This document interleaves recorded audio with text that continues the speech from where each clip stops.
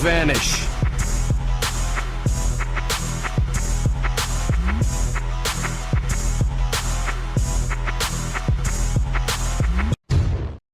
Hey, what's happening to you guys? It's Masayuki Hirano and welcome back to another video. Today we have a very interesting topic to talk about. This is, pertaining to an interview that was recently released by a YouTuber by the name of The Ninja Spooky. He had the opportunity to interview Hirano, I believe, during the GamesCom event in Germany.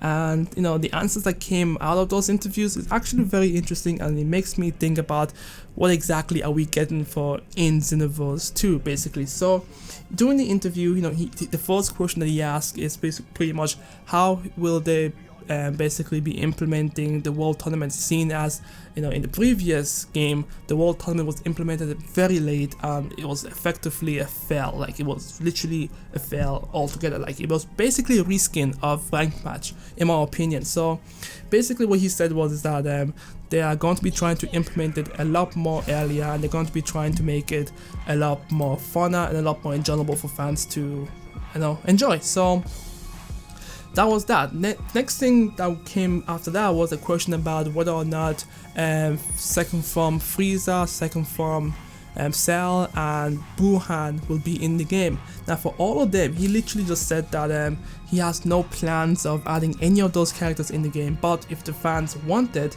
he'll obviously add them in the games, which is kind of weird.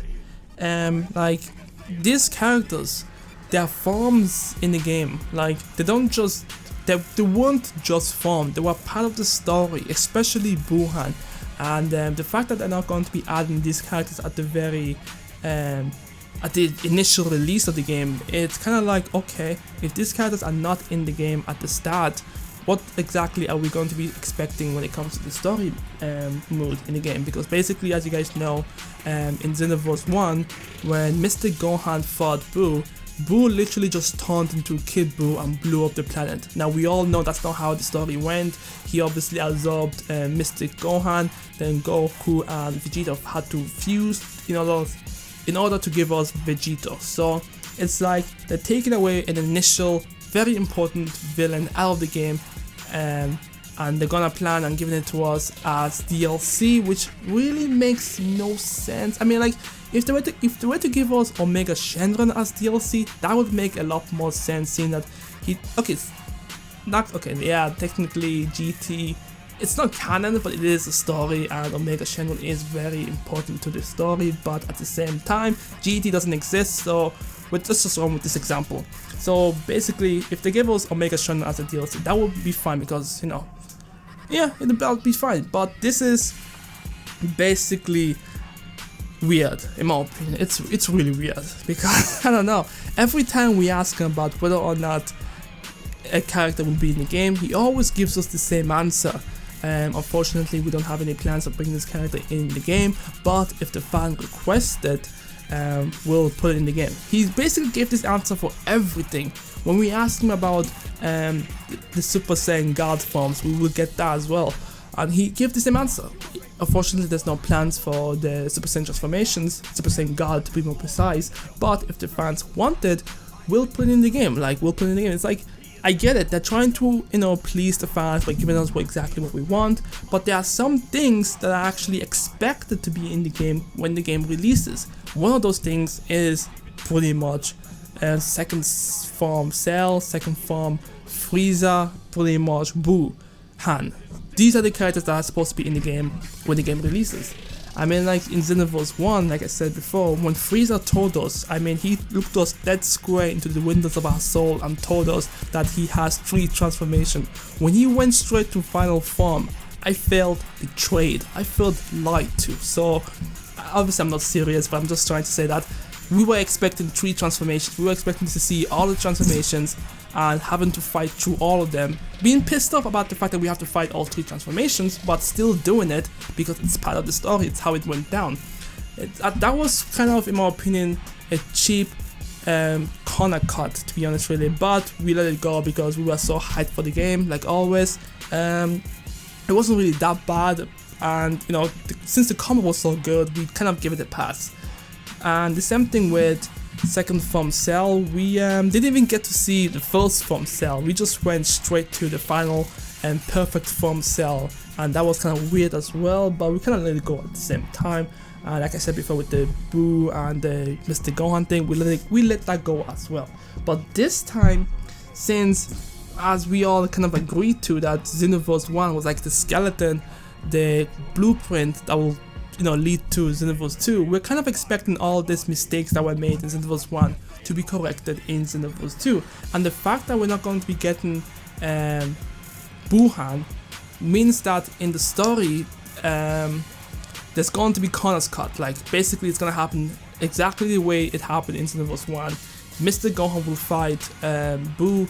Boo will just go mad and go to Kid Boo and blow up the planet. That's exactly how it's gonna go if BUUHAN isn't in the game, because BUUHAN had its own huge ass, long ass fight with Vegeta before he was defeated, and he went mad and then went to Boo and Kid Boo. But at the same time, it's like okay, yeah, it's kind of weird to be honest, really.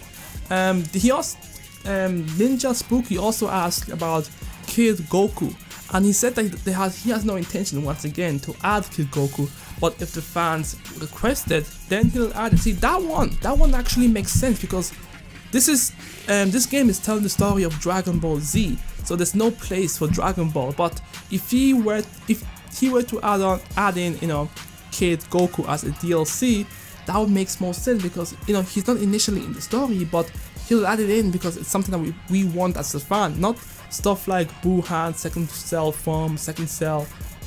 form, basically Frieza, who are supposed to be in the game but initially are not.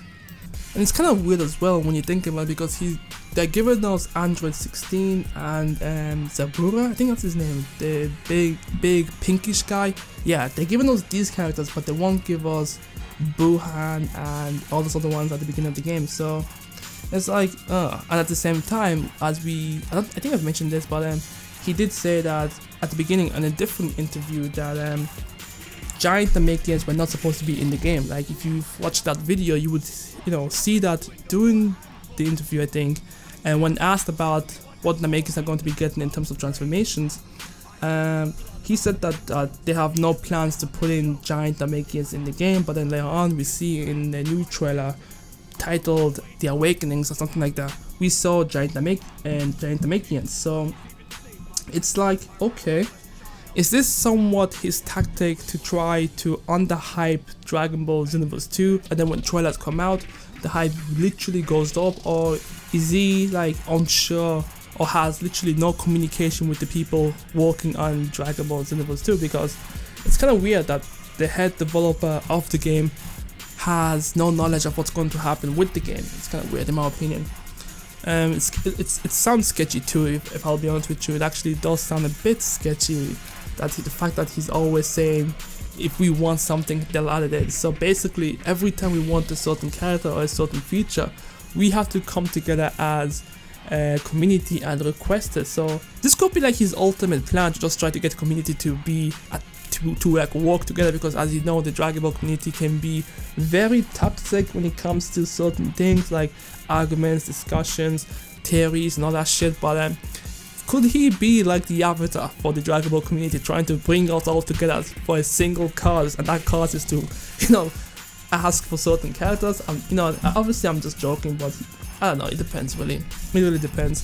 Anyways, I don't know, I'll probably link the interview in the description below. It's a very short interview, it's only like 5 minutes long, so it's in German, but he has the translation there, so it's not that bad.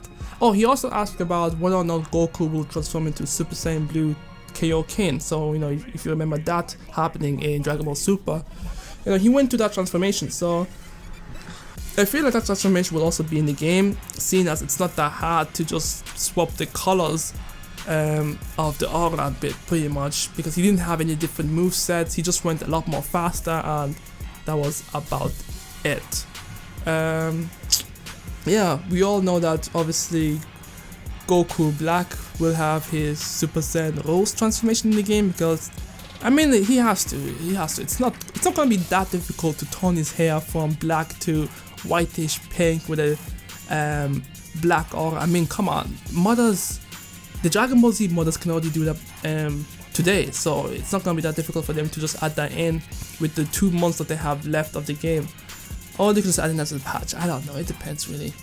I just find it weird how he's always saying there's no plans to add a certain thing, but if he wanted, you know, they'll add it in. I'm pretty sure this guy is in constant communication with Bandai Namco, who are somewhat in communication with, you know, some of the top Dragon Ball Z YouTubers, who are giving them feedback because they see what we comment in their videos and they, you know, relay that information to Bandai Namco, and I'm assuming Bandai Namco is relaying some of that information back to Hirano, who is going to be relaying it back to his team, and they're going to be implementing this because it just seems so weird. Past Dragon Ball Z games have had all the iconic important characters like BUUHAN, not just BUUHAN, I forgot there's BUUHAN, there's BUUTANKS as well, like he absorbed BUUTANKS as well, so that character should be in the game as well. And obviously all the transformation that Cell had, all the transformation that Frieza has, and you know, it's, yeah. But for me personally, if I'll be honest with you, it's going to be weird not seeing those characters in the game, but at the same time, I don't actually care too much. I just want the mechanics to be good. I want the network infrastructure to be good. I don't want to feel like when I hit someone, I'm missing 300% of the time. It's like, I want the game just to be good, and we can worry about these characters later on. Like he said, if you request it, we will get it. So we'll see if he keeps his word. Like, I mean, like, besides BUUHAN and the Frieza and Cell thing, I don't think there's any other characters currently missing that should be in the game. I don't know, which is actually pretty interesting. He keeps, for everything we throw out, he keeps saying if you request it, we'll get it. So how about we request Beat? Now, if you don't know who Beat is the character from Dragon Ball Heroes. We should request him to see whether or not he keeps his word and, you know, he gives us exactly what we want. But anyway guys, that's my discussion for this video. I don't want to keep it too long. Let me know what you guys think. It's kind of weird in my opinion that, you know, every time we ask him about the character, it's like, unfortunately we have no plans for it. And it's like, it's not really like outlandish characters, like for example, who is very outlandish? It's like asking Luffy, will Luffy be in the game? It's not like that. It's stuff that's supposed to be in the game because they're part of the story that they're trying to tell, and seeing as the more certain characters are in the game, it fleshes out the story, and you know, which means that we'll have more things to change when it comes to time changing and all that stuff. Yeah, so Gogeta wasn't in it. You get the idea. Anyways, I'll catch you guys next time. Make sure to like the video if you enjoyed it, and subscribe if you're new, and I'll catch you guys next time. Peace. You know, currently it doesn't really work like that. The game just pulls in random AIs, whether it be 99, whether it be 10, it doesn't really matter. It'll just pull it in, and it makes for a very unenjoyable